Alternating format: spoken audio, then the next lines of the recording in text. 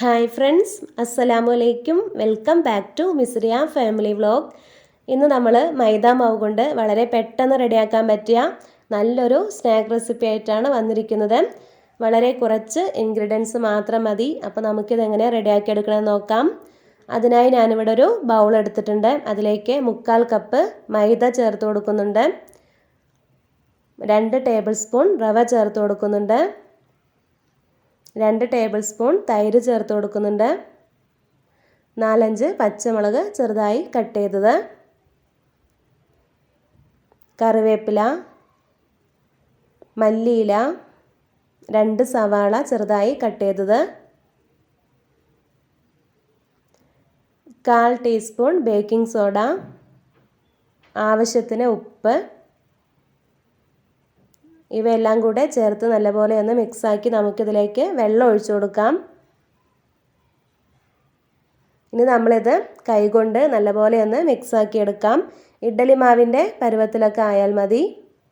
ഇനി നമുക്കിത് റെസ്റ്റ് ചെയ്യാനൊന്നും വെക്കണ്ട, വളരെ പെട്ടെന്ന് നമുക്കിത് ചുട്ടെടുക്കാം. അപ്പോൾ ഞാനിവിടെ അതിനായി ഒരു പാൻ അടുപ്പിൽ വെച്ചിട്ടുണ്ട്, ഓയിൽ ഒഴിച്ചു കൊടുത്തിട്ടുണ്ട്.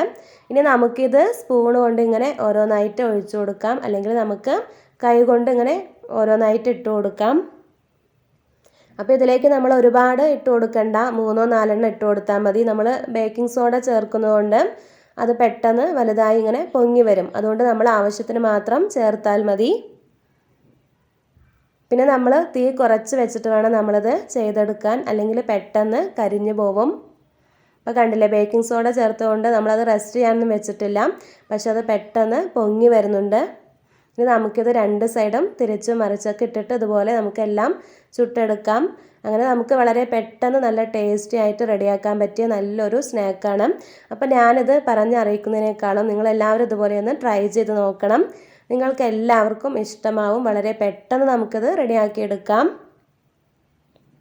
അങ്ങനെ നമ്മൾ ബാക്കിയെല്ലാം ഇതുപോലെ ഒന്ന് വറുത്ത് കോരിയെടുക്കാം. അങ്ങനെ നമ്മുടെ ടേസ്റ്റിയായ ഇഫ്താർ സ്നാക്ക് ഇവിടെ റെഡി ആയിട്ടുണ്ട്. അപ്പോൾ നിങ്ങൾക്ക് എല്ലാവർക്കും എൻ്റെ ഈ വീഡിയോ ഇഷ്ടമായെന്ന് കരുതുന്നു. ഇഷ്ടമായെങ്കിൽ ലൈക്ക് ചെയ്യുക, ഷെയർ ചെയ്യുക, കമൻറ്റ് ചെയ്യുക, സബ്സ്ക്രൈബ് ചെയ്യുക. പിന്നെ അതുപോലെ തൊട്ടടുത്തുള്ള ബെല്ലൈക്കൺ കൂടെ ഒന്ന് എനേബിൾ ചെയ്യാം. അപ്പോൾ ഇത്ര നേരം എൻ്റെ വീഡിയോ കണ്ട എൻ്റെ എല്ലാ കൂട്ടുകാർക്കും ഒരുപാട് നന്ദി. വീണ്ടും പുതിയ വീഡിയോസായിട്ട് വരുന്നതായിരിക്കും. Bye friends, thank you.